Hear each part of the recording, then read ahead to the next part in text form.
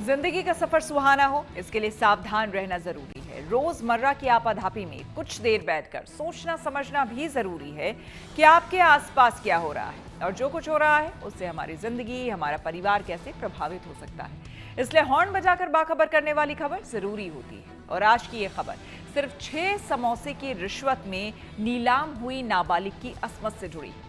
उत्तर प्रदेश के एटा जिले में एक अजीबोगरीब मामला सामने आया।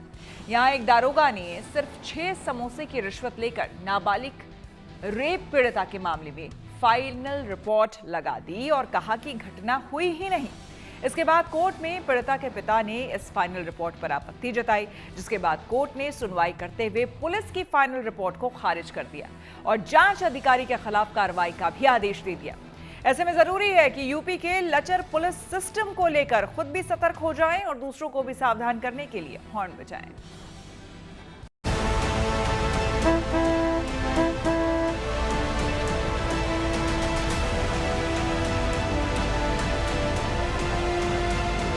थाना जलेसर से जो एटा जनपद में है, वहां से एक पॉक्सो एक्ट की पीड़िता ने मुकदमा दर्ज कराया गया, जिसमें यह पाया गया कि वो एक्यूज जो था वो समोसा की दुकान चलाता था। उसने उसके साथ रेप कमिट किया पीड़िता के साथ। जब विवेचक महोदय पहुंचे तो उन्होंने समोसा में ही उसे जो है एफआईआर कर दिया और जिसकी फोटो खींच करके न्यायालय दिखाई गई। कितने समोसे सर लिए दरोगा जी ने रिश्वत में? जो आया है उसमें 6 समोसों की रिश्वत लेकर के दरोगा ने उसमें एफआईआर लगा दी।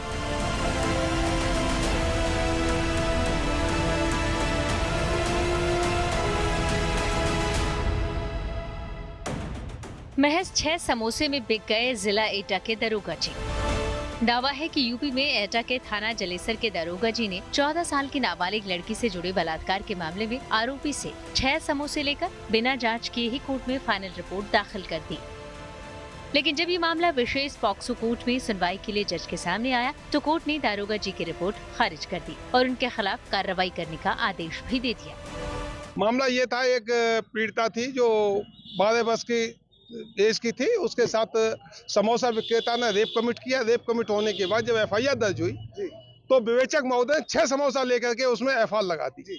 उस बात का फोटो दिया गया। क्या आदेश दिया? माननीय न्यायालय के सामने जब लाए गए, जब फोटो देके पूरे उसको देखा तो उस रद्द करते हुए एफआईआर को रद्द करते हुए दरोगा के खिलाफ कार्रवाई करने का भी आदेश पारित कर दिया।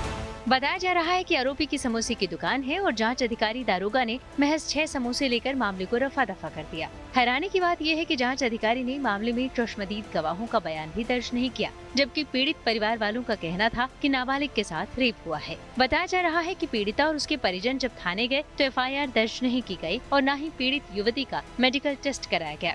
थक हार कर पीड़ित परिवार ने वरिष्ठ पुलिस अधीक्षक से शिकायत की, बावजूद इसकी कोई कार्रवाई नहीं हुई। आखिरकार पीड़ित परिवार को कोर्ट का दरवाजा खटखटाना पड़ा।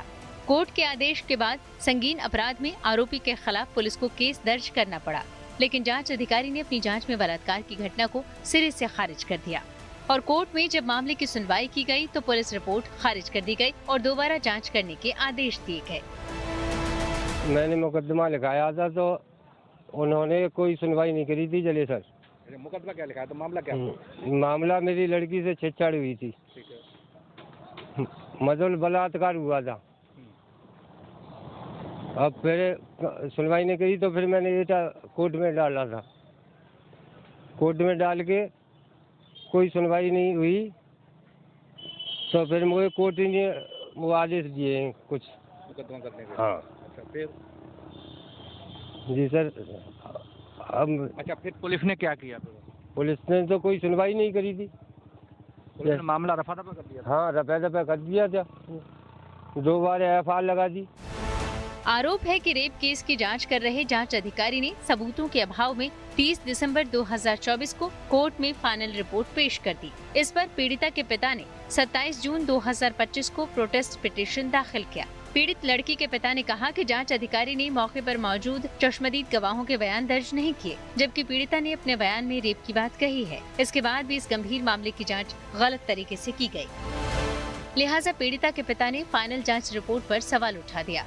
दरअसल फाइनल रिपोर्ट में जांच अधिकारी ने लिखा कि युवती ने आरोपी से उधार समोसे मांगे और समोसे उधार नहीं देने के कारण विवाद हुआ और इसी कारण लड़की की तरफ से मनगढ़ंत आरोप लगाते हुए आरोपी के खिलाफ केस दर्ज कराया गया।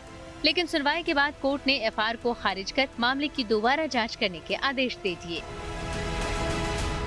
वो तो कोर्ट ही में से लड़ रहा हूँ, नहीं मैं तो कोर्ट ही ने मुझे इजाजत दी है, तो जो कुछ होना है तो कोर्ट ही करेंगे मेरे तो। हाँ, कोर्ट ने क्योंकि विवेचना वो निरस्त करके ना दोबारा फिर विवेचना के आदेश दिए, आपको जानकारी है? हाँ जी दिए। अच्छा, अब क्या कहना चाहेंगे आप इसमें? हम तो उसे पकड़ना चाहते हैं और क्या। अरे अच्छा, मामला ये 2019 में हुआ था और अभी तक जो है वो कुछ हुआ नहीं इसमें? कुछ नहीं हुआ। 6 साल हो गए इसको। कुछ नहीं हुआ सर, कोई सुनवाई नहीं है कुछ।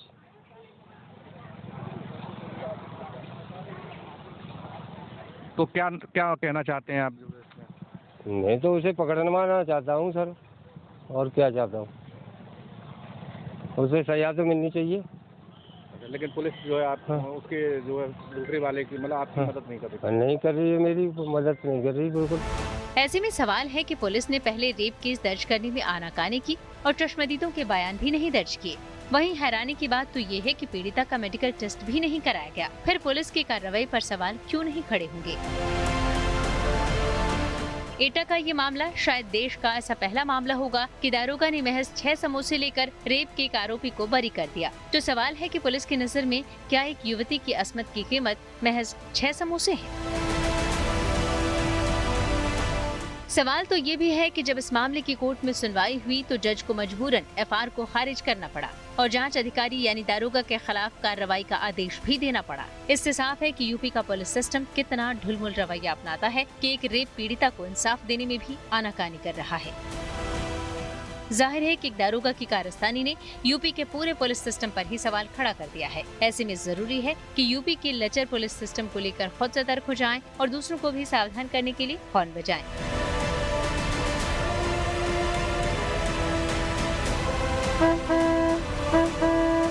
एटा से देवेश पाल सिंह के साथ bureau report, good news today.